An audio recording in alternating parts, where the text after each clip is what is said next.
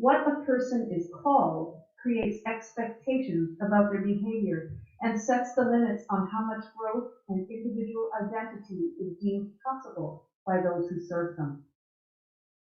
This past November, the Women's Interval Home unveiled a collaborative and performative artwork called the Fence Project. This project was the result of many lengthy discussions over gallons of coffee between myself and Jennifer Vansteenkiste. She's the executive director of the Women's Interval Home and a good friend. Jennifer was looking for a way to transform their annual Walk a Mile event. Typically, it had featured men walking sort of a mile in high-heeled red shoes. And this was done to raise awareness about domestic violence. And really, Jennifer was looking for a way to make this event more impactful and more regenerative.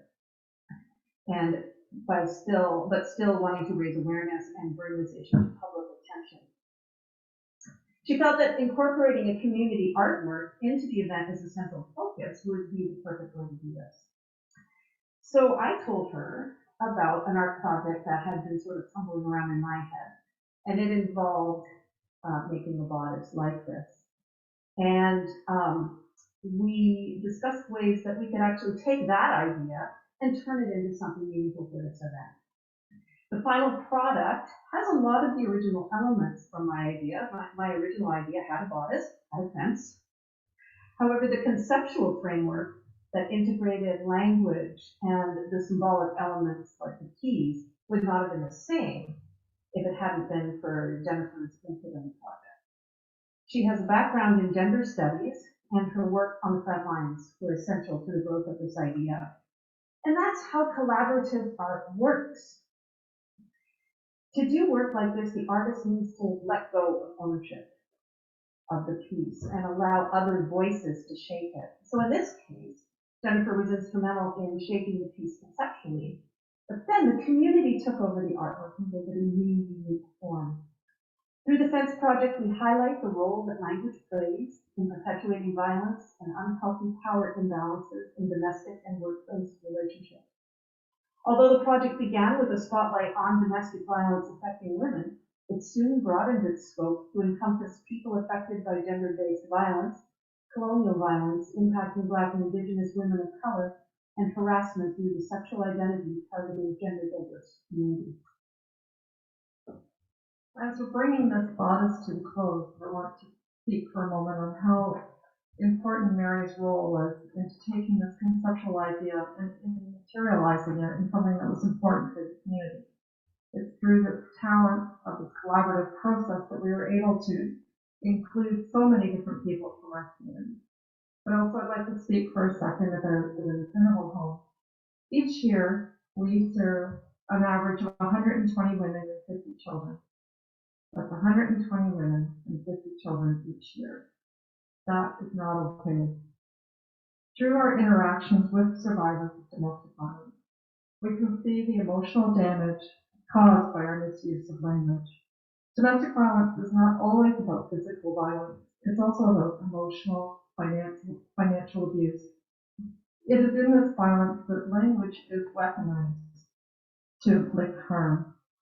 Language is weaponized. I want to demonstrate this through one survivor's experience. A woman is married. She envisions a romantic future with her partner. Who wouldn't? A caring relationship with a partner that will look out for her, have her back, look out for her best interests, to love her. She knows her partner has been hurt in their life and feels that through her care and love that she can heal all. The partner was traumatized as a child. They were neglected by parents, maybe bullied at school. This accumulated into feelings of low self-worth and powerlessness. The partner is carrying the burden of trauma with them. As the years progressed, the partner never attended counseling to deal with the trauma and its impacts. Instead, they tried to regain power by powering over the woman. It starts small, through language. The woman is told her cooking is bad. She doesn't clean very well. Her clothes look bad. Eventually, it's she's fat, she's ugly. The words progress in intensity. No one would want her. She's worthless. She would be living on the streets if it was not for their generosity. As the days, weeks, years pass, the woman's self-identity is reshaped through words. Her belief in love can fix all evaporates. She no longer believes in herself or her self-worth. She begins to hate herself. She loses her confidence, is unable to find or keep work, becoming more dependent on her partner. She begins to use substances to numb the pain. It all began with a few words designed by the partner to gain back their power lost as a child and young adult. This is a symptom of trauma. Instead of gaining power, they weaponize language to inflict pain on the person nearest them. Language was used as a tool to spread trauma from one person to another. This is not okay. Before I talk about the piece, I want to introduce my daughter-in-law, Lindsay Abma, and she is going to be helping us today with the symbolic destruction of the fence, and I'm going to be talking about the fence. She's been really helpful from the beginning of this project. She helped actually with the paper mache on the bodice. She was willing to be a model for our advertisements and film the little video that we showed at Swift. And she has also been somebody to be a sounding board, was on our leader slider, and she provided some insight also on the power of language. So I wanted to acknowledge her at the time. I'm not going to just quickly talk about the artwork itself. To me, a dress form is a kind of powerful symbol for a lot of reasons. It represents the bodies of those who are victims of gender-based violence. It represents the power and the influence of the fashion industry and social norms that over-focus on one's appearance. It also represents the emotive parts of the human body. It's where we feel our emotions. It is a torso. It contains the heart and the lungs, the digestive and reproductive systems. And so often we end up separating our heads from our hearts. And so by focusing on this portion of the body, we're accessing that which is intuitive, creative, and regenerative. So what this is it's paper mache.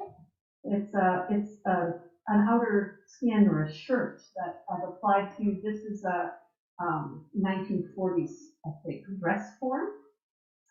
And this sash is made out of flyers from the Women's Interval Home. This sash is covered in hooks, and as you can see, it's also got keys and tags on it. We're going to talk about that. For 2 weekends leading up to the Walk a Mile event in November, community members hosted by partner organizations and businesses were encouraged to take a piece of fence. And we got all kinds of snow fence and cut it into 8 or 10 foot segments, and they were distributed to different places around the community. And people were encouraged to write on the snow fence with Sharpie. And what they were asked to do was to write language that has been used as barriers. Barriers that maybe keep them from achieving their dreams, their goals, and their potential, but also barriers that keep them from living a safe life. So we were particularly interested in receiving statements that encompass gender-based violence, colonial violence. I've talked about this before. We were interested in statements about harassment, the sexual identity, and so on. Anything really. And we didn't limit it to women. It was anybody who wanted to express these kinds of statements that hold them back, that keep them from developing their potential, or that keep them down. And so we picked those up, or really the Women's Interval Home did this part. I didn't have to truck around picking things up, and I really appreciated that. And they were cut into squares, approximately 12 by 12 inch squares like that. And they were taken to the mall for the Walk a Mile event.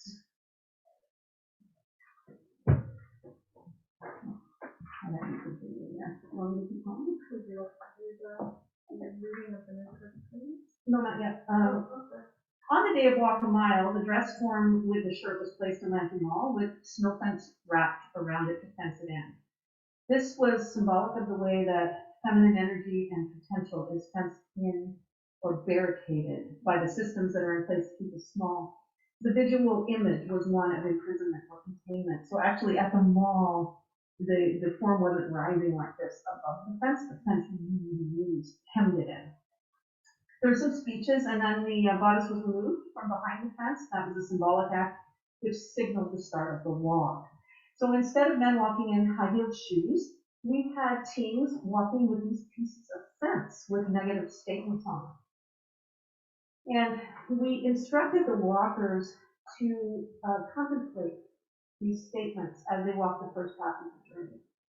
At the halfway point, there was a ceremony where these statements were discarded because we felt that it was very important that these statements be discarded and somehow transformed. So we invited some singers from Amjanon. There were some twin girls, and they sang the Strong Woman song. And we had a cedar ceremony led by Mike Plain at that point, which is a cleansing ceremony as well. And then the walkers were invited to pick up a tag and a key and write positive statements, specifically to transform the statements that were on the fence and then carry them back to the way that they had come. When they got back to where the walk had originated and where the bodice was, they hung these statements on the sash and they hung keys on the sash. And so all of the walkers were contemplating positive language and the disposal of the negative language. After the Walk a Mile event, this bodice was on display in several places in Sarnia. It started at Lambton Mall, where it was just basically a window display. People could walk by and see it.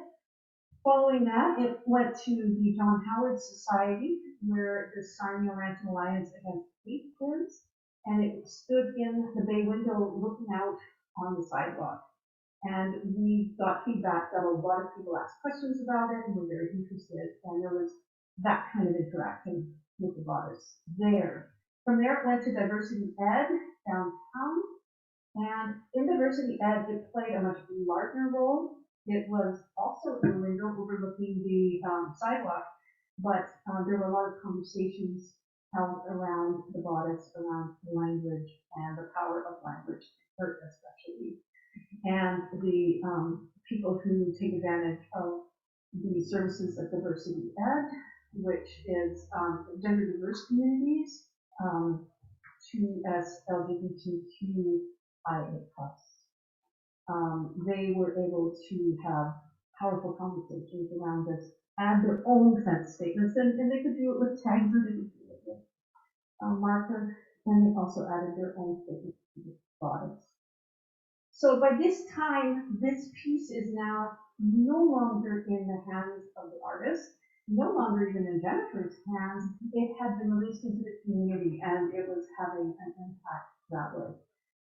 Then we, at the beginning of March, we walked it down the street from Diversity Ed to here at the Lawrence House, where people are encouraged still to add their statements to either the fence and the bodice or both.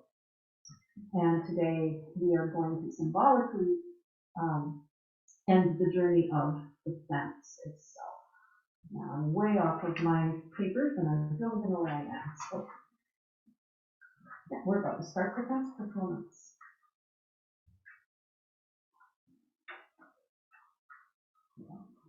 So,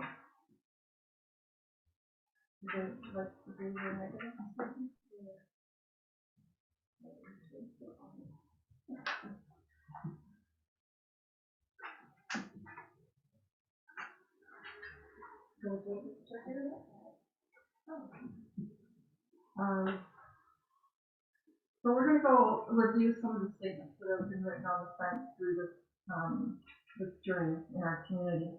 The statements fall into two categories that we found after analyzing the data. That's the research we're talking.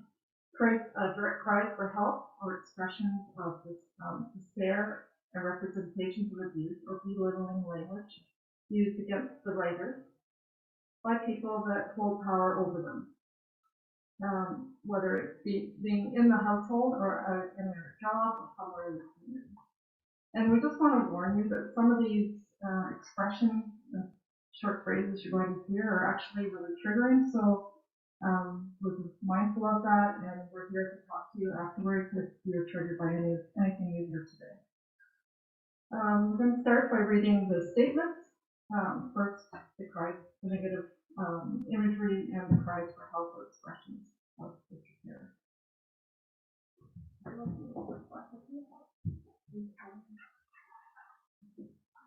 I always feel like I have something to see.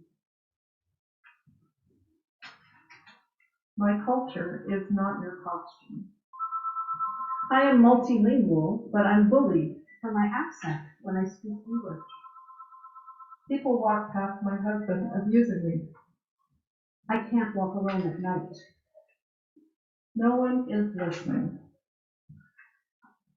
He's not letting me see my family. Gaslighting.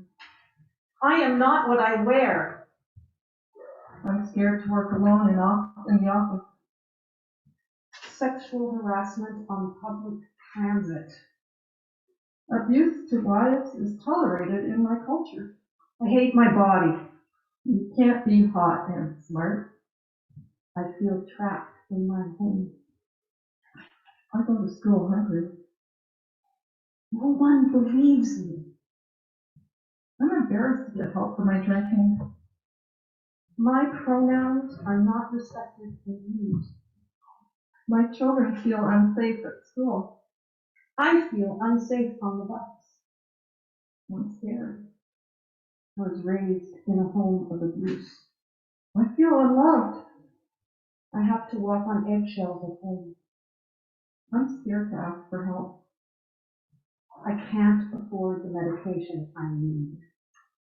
Home is not a safe place for me.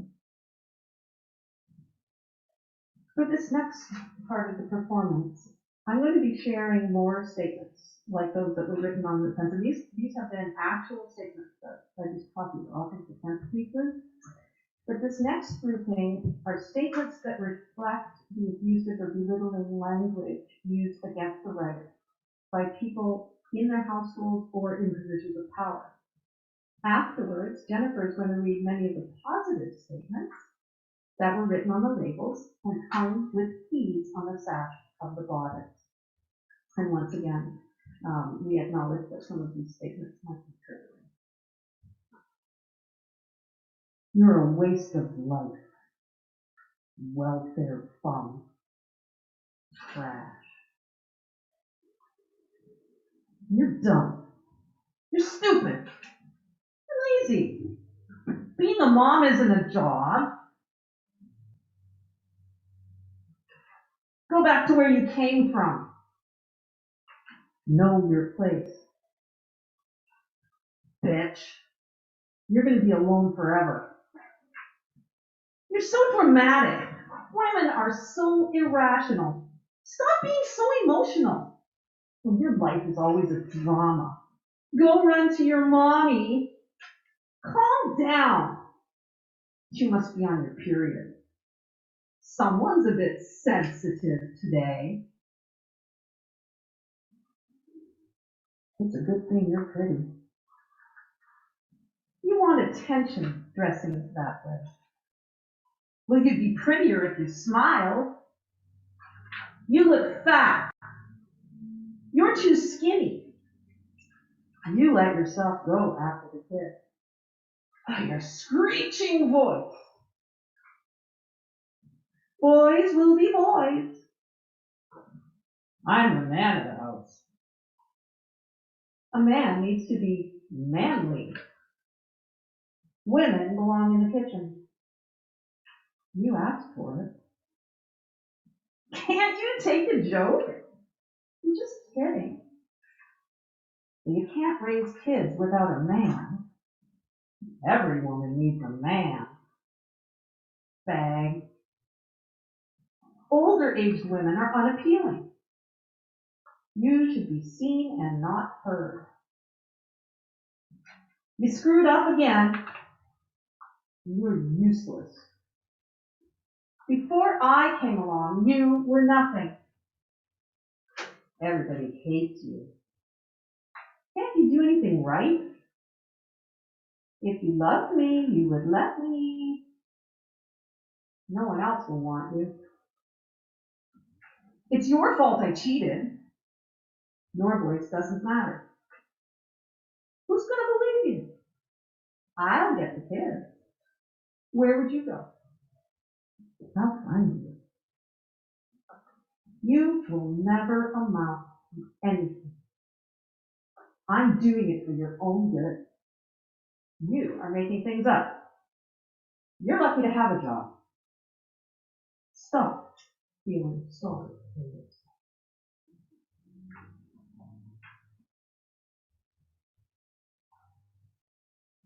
At this point, we're going to listen to some of the positive statements, and then we're going to have a short discussion. So as you listen to these positive statements, I want everyone to think about the trends that they're hearing. Your body enabled you. Love and value yourself. You're safe here. You are valuable. You deserve to be heard. You are valid. Your feelings are valid. You matter. Feel strong. You have worth. Be true to you. You are brave. You got this. You are loved. You're strong. You're powerful. You are enough. Ask for help. You deserve better. Love and value yourself. Let's hear you roar. Change the smallest step. Resilience. You're not crazy. Love yourself. Ask for help. So in those statements, there's a certain genre of positive statements. And we would like to have a short discussion now with all of you and the people that are joining us by Zoom. What did they notice about these statements? And what perhaps is maybe missing? Okay, your microphone could be carried out if anybody has that. No. Yeah. Okay, so if anybody would like, I can bring this next to you. You notice anything about it? And if anybody on Zoom wants to say anything, they can unmute and participate.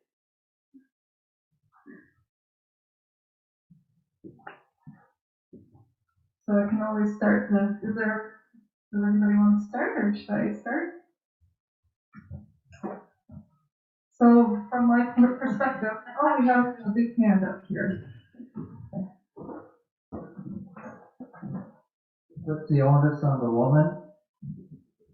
Yeah, you're absolutely right. The change, all of these positive statements are actually designed to instrumentalize the woman, to be the solution, rather than changing the structure in which the woman lives. There's no attention to the abuser. There's no attention to the patriarchal structure that women live in, or the colonial structure. Are there any other comments? Any reflections? I just want to add to that we looked for other kinds of statements, but that really was, other than single word statements like love, that was what was on the staff, all of these staff. Now, it was here to talk about the transformation of language from negative to positive, but we were missing the voice of the user in this project. There was no acknowledgement that violence is a cycle and it's perpetrated at different levels, whether it be societal, institutional, as in political and economic.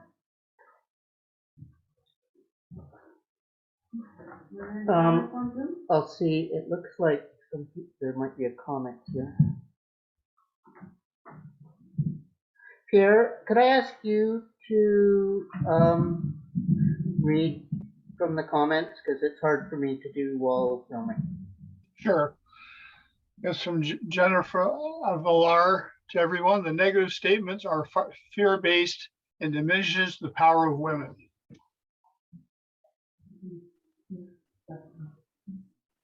Yeah, fear is a real driver with these negative statements. As I mentioned in the case study from the Women's Interval Home, it's trauma that is actually at the root base of this, and out of trauma comes fear, whether it's fear of scarcity, fear of loss of power, and then that drives these negative comments that we hear.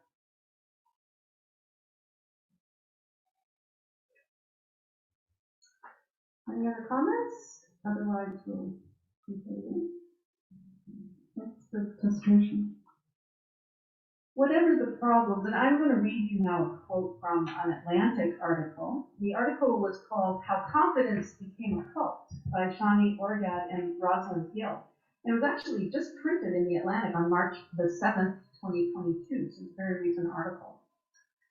Whatever the problems faced by women or girls, the implied diagnosis offered is typically the same. She just needs to believe in herself.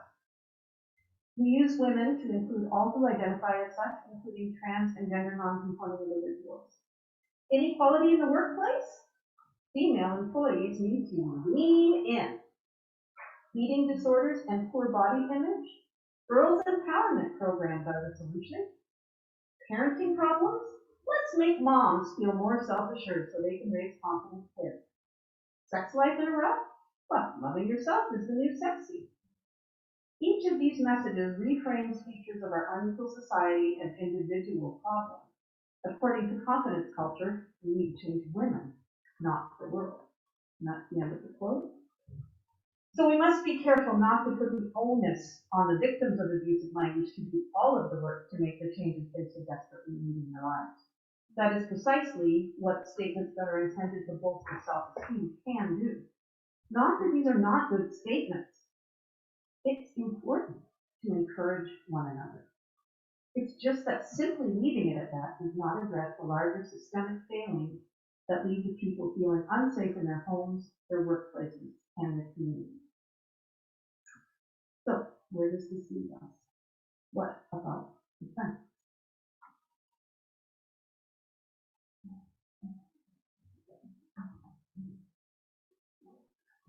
So we need to make a cut between the false body image that society perpetuates.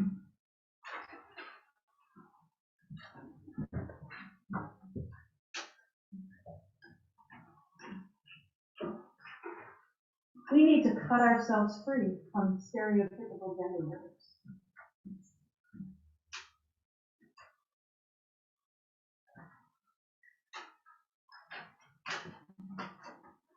When political, economic, and social structures are used to marginalize people, we need to cut ourselves loose from them.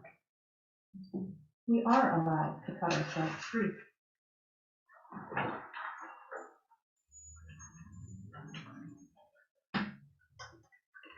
The language we use is a symptom of a much bigger problem. The words do matter. None of us can be healthy unless we live in a community that is healthy. Healthy for all of us. People say that change is risky, but is it really? What is change but the act of building on our knowledge? Some of our structures need to change, and changes are in the works. For example, everyone is asked to take equity diversity training in the workplace.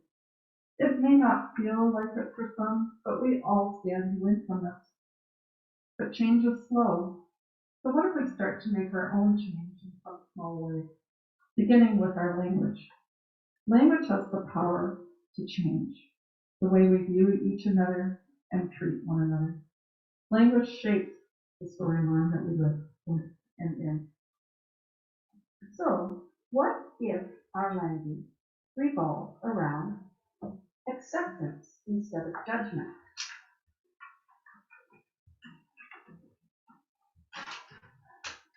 Active and mindful listening.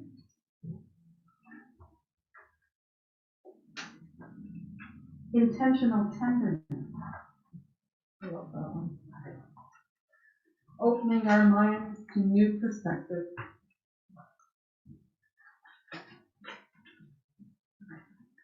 learning what the resources are so we can be a resource.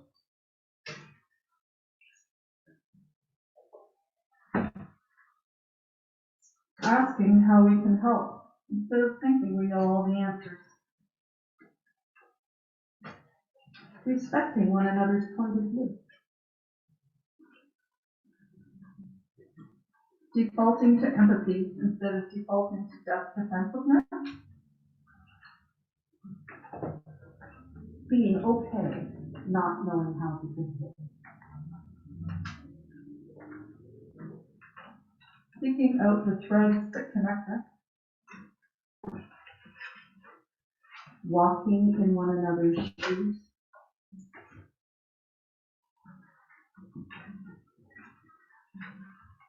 While Lindsay continues to take down the fence, you did a wonderful job. Her timing is perfect.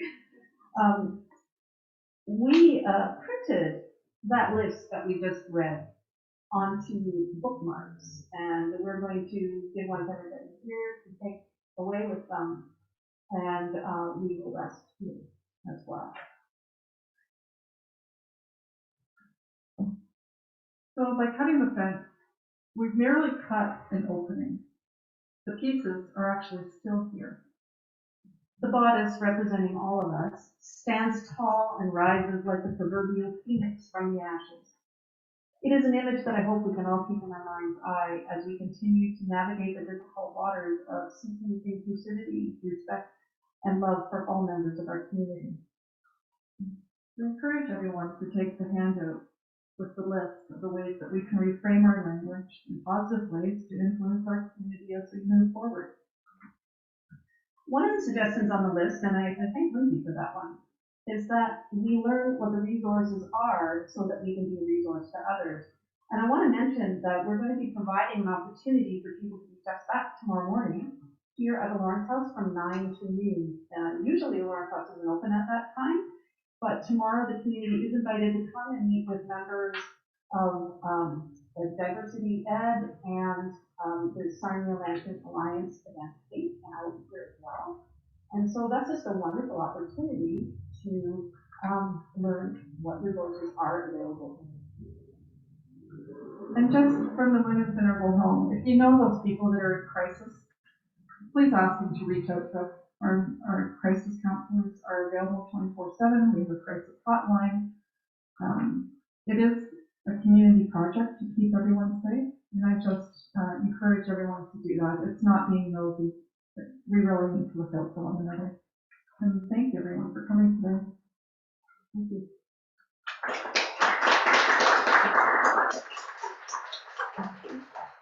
If anybody has any questions, we have time for a Q&A. Are there any questions from the Zoom audience?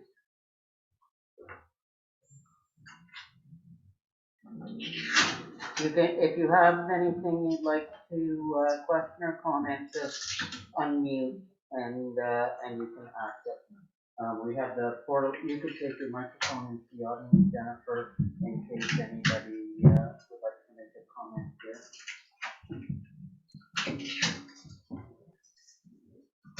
Yeah, hi Leonard. I have a comment. This is Alan McKeon from Zoom. Yeah, you can hear me okay? Very clearly. Yeah, well, thanks Mary, Jennifer, and Lindsay for a very fascinating presentation. I haven't actually seen the art project myself, but I just wanted to share with you, yeah, I have volunteered a couple of times with the staff at the Sexual Assault Center to do training with the Sarnia Sting. This is mandated by the League.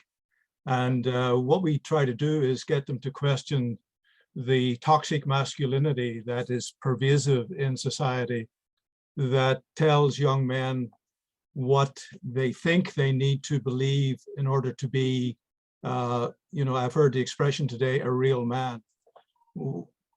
We get them to question that and really delve into what it really means to be a good man, and relationships with women.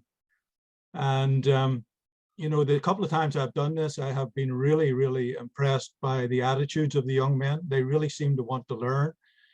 But the feedback I get from the Sexual Assault Center is that they really need to hear that message from a man. When it comes from a woman, they don't really want to listen. And so that is why I volunteered to go along. So I'm one of the volunteers that do that. And it's really encouraging that they really do want to hear from men about how to be a good man and how to have a healthy relationship with women. So education is really, really important. Just want to share that with you. Yeah, thank you, Alan, for volunteering on that very, very important piece of work. And you're absolutely right. Men need good male role models. Society is, if you look in our media and our pop culture, there's a lot of negative messaging towards women, and we need men to stand up and counter that message. It's not okay.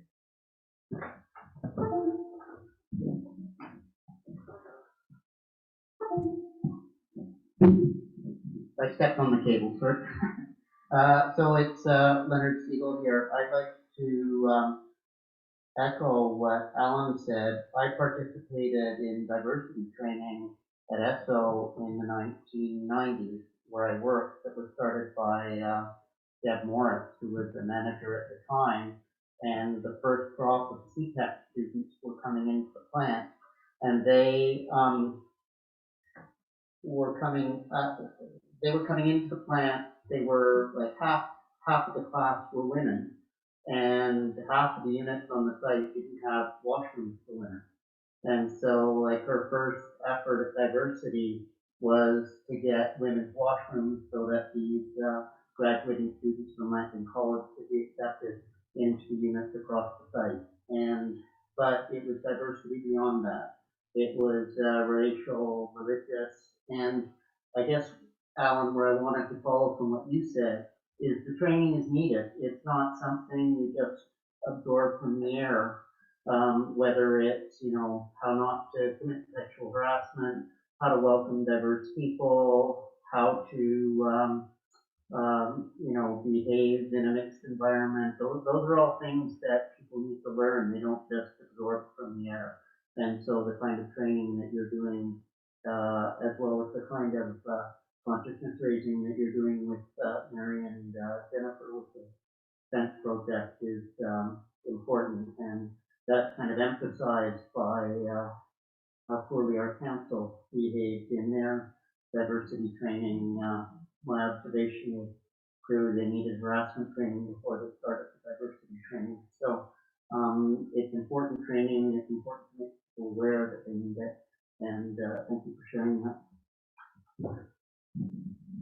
Yeah, I'd like to just add to that the transformation is time consuming and it's work. So first of all, we have to imagine this new way of being together, and then we have to practice how to be together in a safe environment where people aren't going to kibosh your efforts to change and be more inclusive. And then we actually take that performance, once we have that skill set down, we take that practice new way of being, and we make it into a performance out in our community in places that are a little more dangerous for us, where we have now the skills and the strength to be able to, we have like almost the scripted language to push back when people are not accepting that we do have to be inclusive, and we do have to mind our way we speak and the way we act. So it's a process, and I really appreciate that people are starting to get a deeper understanding of where we're going as a society. Are there any other questions? Yes, there's a question in the chat. It's from Jean Ellis. Jean says, one of the things to which we need to address is the fact that many abusers act out of fear themselves. We need to find ways to show people that when one person is diminished or threatened, everyone is, including the person who is threatening. Just how to go about this is a real challenge. Wish I could say how to do that, but it seems to be at the root of the problem. Unfortunately, so much of our culture seems to be a huge part of the problem. Yeah, that's another great comment. We have a culture of shaming and blaming. So when we react to abusers, what we want to do is make it public. We want to shame them into good behavior. That's not the way to do it. Those people that are abusers are traumatized people. And they need to have someone reach out to them, not to shame them and blame them. And we're hoping at the Women's Interval Home to start a new program, a restorative practice program, to do just that work. It's going to be a long process, but we're in early talks to start trying to do that piece of work. I do want to comment. I think you're really nice. Great job. Are there any other comments?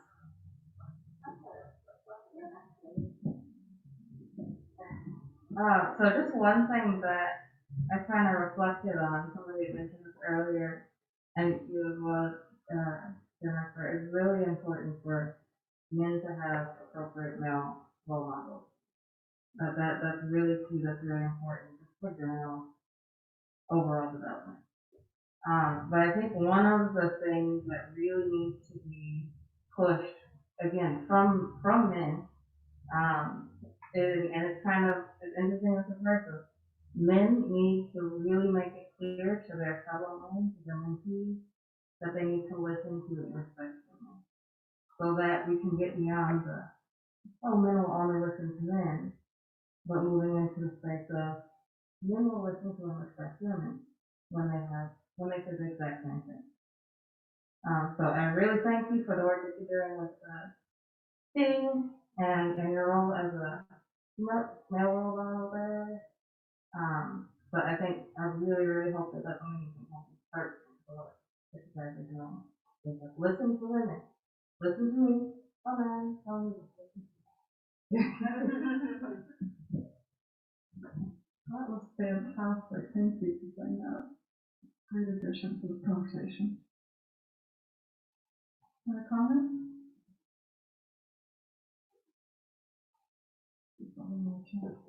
Sarah, is there anything else on the chat?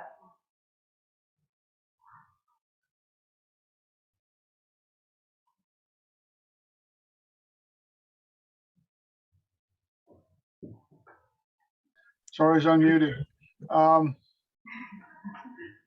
This is from Tracy.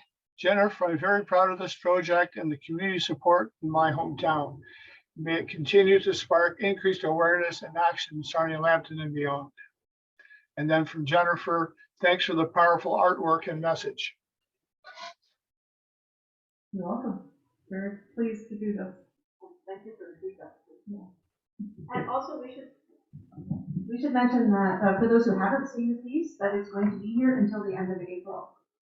And I normally we don't encourage people to touch the art, but I think really it's important to touch this one because you will have the fence pieces on the floor are the negative statements, and those are real people in this community. Those are their real stories, and it's important to be aware that these things are going on in our community. And even though we talked about the positive statements as perhaps being lacking in some ways, it's still important to recognize that they represent a transformation, and definitely spend some time taking a look. And if you want to add your own statements, there are labels here, there are Sharpies, and there's nothing wrong with adding to the piece, even though we have symbolically cut down the fence, and you can also pick up your bookmark of ways that we can transform language.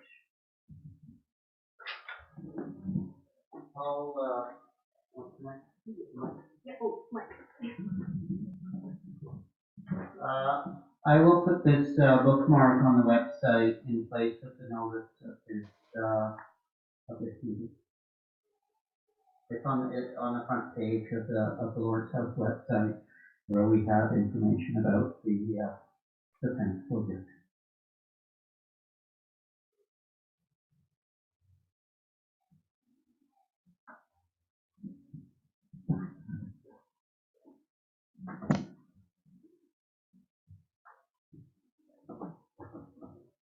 So if there isn't any further questions or Oh, you can't do that. You have to use the mic.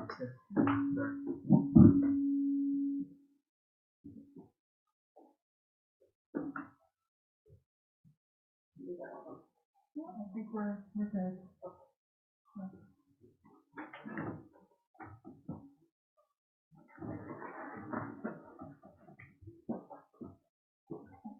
were just checking to make sure there was nothing left in the chat. So I personally would like to thank everybody for coming. It's turned into a most beautiful day here late in the day, and so thank you for coming and be part of this really by coming and listening. And you've also collaborated with the people there. Yeah, thank you everybody for coming out and the questions. Thank you very much. And I just want to thank Mary for collaborating with the Women's Renewable Home. We could not have done this without Mary. It's done a fabulous job. I really appreciate your help. Thank you. It was a powerful experience.